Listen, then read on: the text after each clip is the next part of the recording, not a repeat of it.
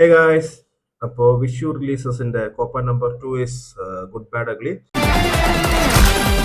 Good bad ugly starring Ajith. ഇത് direct ചെയ്തിരിക്കുന്നത് അതിക് രവിചന്ദ്രനാണ്. അതിക് രവിചന്ദ്രന്റെ പ്രീവിയസ് മൂവി ആയിരുന്നു മാർക്ക് ആന്റണി. എനിക്ക് അത്യാവശ്യം നല്ല രീതിയിൽ ഞാൻ തിയേറ്ററിൽ പോയി നല്ല രീതിയിൽ എൻജോയ് ചെയ്തൊരു മൂവിയാണ് മാർക്ക് ആന്റണി. ആ ഒരു സെയിം ഫോർമുല തന്നെയാണ് അവര് ഗുഡ് ബാഡ് അഗ്ലിയിലും യൂസ് ചെയ്തിരിക്കുന്നത്. ഓൾഡ് സോങ്സിന്റെ റീമിക്സ്, കുറെ ഫൺ മൂവ്മെന്റ്സ്, അതിക് രവിചന്ദ്രന്റെ രീതിയിലുള്ള ഒരു യൂണിവേഴ്സ്. ഓൾസോ ഇതൊരു അജിത് ട്രിബ്യൂട്ട് മൂവി ആണെന്നും ഉള്ള ന്യൂസസ് നിങ്ങൾ കണ്ടിട്ടുണ്ടാവും.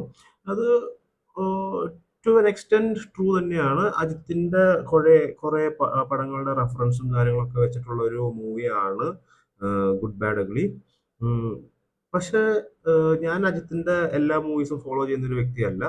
കുറച്ച് സെലക്ടഡ് മൂവീസ് മാത്രമേ ഞാനും അജിത്തിന്റെ കണ്ടിട്ടുള്ളൂ.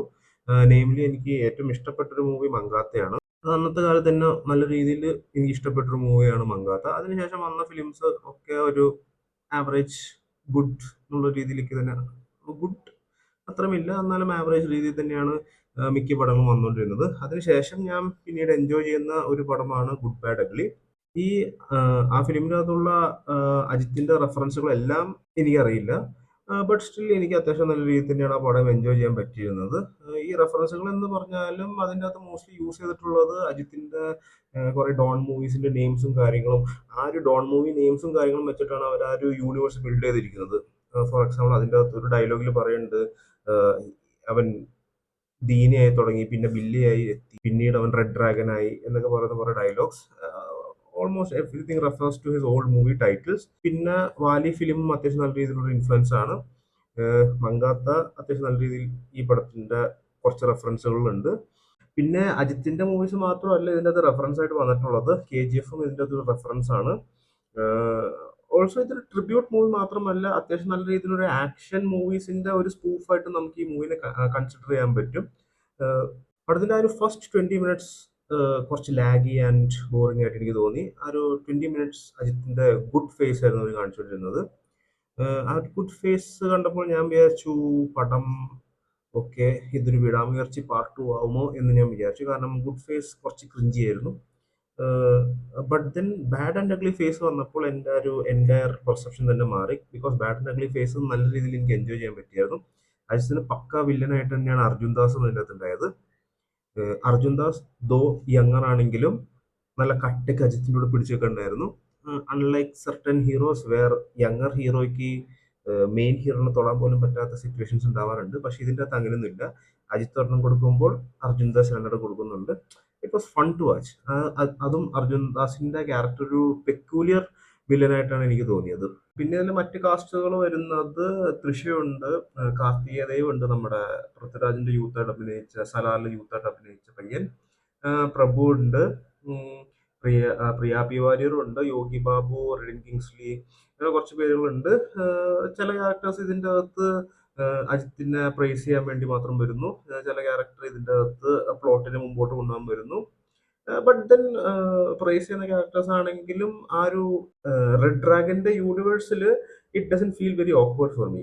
പിന്നെ എനിക്കിതിൽ വളരെ ഇഷ്ടപ്പെട്ട ഒരു ഫാക്ടർ DAGing. ഭയങ്കര നല്ല രീതിയിലാണ് ഈ ഫിലിമിന്റെ അകത്ത് DAGing അവർ യൂസ് ചെയ്തിരിക്കുന്നത്. അജിത്തിന്റെ പല സീനുകൾ വരുന്ന സമയത്ത് അതിൻ്റെ അകത്ത് ഒരു യങ് അജിത്തിനെ കാണിക്കുന്ന സമയത്ത് ആ DAGing കാര്യങ്ങളെല്ലാം ഭയങ്കര ഡീസന്റ് ആയിരുന്നു. പിന്നെ ഇതൊരു ട്രിബ്യൂട്ട് മൂവി ആണെങ്കിലും അത്യാവശ്യം നല്ലൊരു പ്ലോട്ട് തന്നെയാണ് ഈ ഫിലിമിന്റെ അകത്ത് അവർ യൂസ് ചെയ്തിരിക്കുന്നത്. അങ്ങനെ ഒരു സ്റ്റുപ്പിഡ് ആയിട്ടുള്ള ഒരു പ്ലോട്ട്, ലോജിക്ലെസ് പ്ലോട്ട് ഒന്നും അല്ല. എന്നാലും ഒരു അത്യാവശ്യം ഒരു സ്മോൾ ഡീസന്റ് പ്ലോട്ട് എടുത്തിട്ട് അവർ അതിൽ ഈ ഫൺ എലമെന്റ്സും കാര്യങ്ങളും ഒക്കെ ആഡ് ചെയ്ത് അതിൽ അജിത്തിനുള്ള കുറെ ട്രിബ്യൂട്ടും കാര്യങ്ങളും ആഡ് ചെയ്തിട്ട് അജിത് രവിചന്ദ്രൻ ആ ഒരു യൂണിവേഴ്സിനെ നല്ല രീതിയിൽ തന്നെയാണ് ബിൽഡ് ചെയ്തിരിക്കുന്നത്. പിന്നെ മാർക്കാനിലെ പോലെ തന്നെ ഓൾഡ് റീമിക്സ് സോങ്സ് വെച്ചിട്ടുള്ള കുറെ ആക്ഷൻ സീൻസും കാര്യങ്ങളും, അത് നല്ല രീതിയിലാണ് അവർ ആ ഒരു ആക്ഷൻ സീനും കാര്യങ്ങളൊക്കെ ബ്ലെൻഡ് ചെയ്തും എടുക്കുന്നത്, ആ ഒരു സീക്വൻസും കാര്യങ്ങളൊക്കെ. പിന്നെ നമ്മുടെ ഡാർക്കി ഇതിൻ്റെ അകത്ത് മറ്റേ ടൈഗർ എന്നുള്ള സോങ് അവർ പക്ക നല്ല രീതിയിലാണ് ഒരു രണ്ട് ആക്ഷൻ സീക്വൻസിൽ അവർ മാച്ച് ചെയ്തെടുത്തിരിക്കുന്നത്. അത് ആ ഒരു ഡാർക്കിയുടെ ആ ഒരു വൈബും ആ ഒരു ആക്ഷൻ സീൻ നല്ല സൂപ്പർബായിരുന്നു. പിന്നെ ഈ പടത്തിന്റെ അകത്താണെങ്കിൽ ഒരു അത്യാവശ്യം നല്ല രീതിയിലുള്ള ഫാസ്റ്റ് കട്ട്സും കാര്യങ്ങളൊക്കെയാണ് പോകുന്നത്. അതുകൊണ്ട് അതിനൊരു ലോജിക് ഇല്ലായ്മ തിങ്ക് ചെയ്യാനുള്ള ഒരു സ്പേസ് ഒന്നും ഫിലിമിൽ കൊടുക്കുന്നില്ല.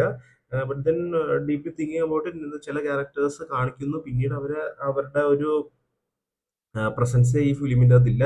അത് കുറച്ച് നെഗറ്റീവായിട്ട് എനിക്ക് തോന്നി. ബട്ട് ആ നെഗറ്റീവ്സ് ഒന്നും എനിക്ക് ആ ഫിലിം എൻജോയ് ആ ഫിലിമിൻ്റെ ഒരു എൻജോയ്മെന്റിനെ ബാധിച്ചിട്ടില്ല. കാരണം അത്രയും ഫാസ്റ്റ് രീതിയിലാണ് ഈ പടം പോകുന്നത്. ഓൾമോസ്റ്റ് 2.5 hours ഉണ്ട് പടം.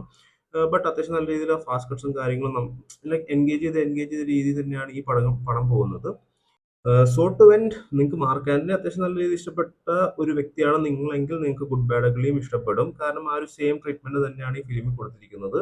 ബട്ട് മാർക്ക് ആന്റണി ആണോ ഗുഡ് ബാഡ് അഗ്ലി ആണോ ഏറ്റവും ഇഷ്ടപ്പെട്ടതെന്ന് എന്നോട് ചോദിച്ചു കഴിഞ്ഞാൽ I will definitely say mark Antony. Mark Antony first വരും, ഗുഡ് ബാഡ് അഗ്ലി സെക്കൻഡ് വരും. ബട്ട് എനിക്ക് ഈ പടം അത്യാവശ്യം നല്ല രീതിയിൽ തന്നെ ഇഷ്ടപ്പെട്ടു. ആ ഒരു അതിക് രവിചന്ദ്രന്റെ ആ ഒരു യൂണിവേഴ്സ് ബിൽഡിംഗ് ഭയങ്കര എന്റർടൈനിങ് ഫാക്ടർ തന്നെയാണ്. ഏഹ് അത്യാവശ്യം കുറെ ആക്ഷൻ സീൻസും കോമഡികളും ഒക്കെ നല്ല രീതിയിൽ എനിക്ക് വർക്കൗട്ട് ചെയ്തു. കുറെ ഡാൻസ് സീക്വൻസസ് ഉണ്ട്. That was also funny. ഭയങ്കര രസമായിരുന്നു ആ ഡാൻസ് സീക്വൻസും കാര്യങ്ങളൊക്കെ കാണാനായിട്ട്. So that's good bad ugly for you. Take care.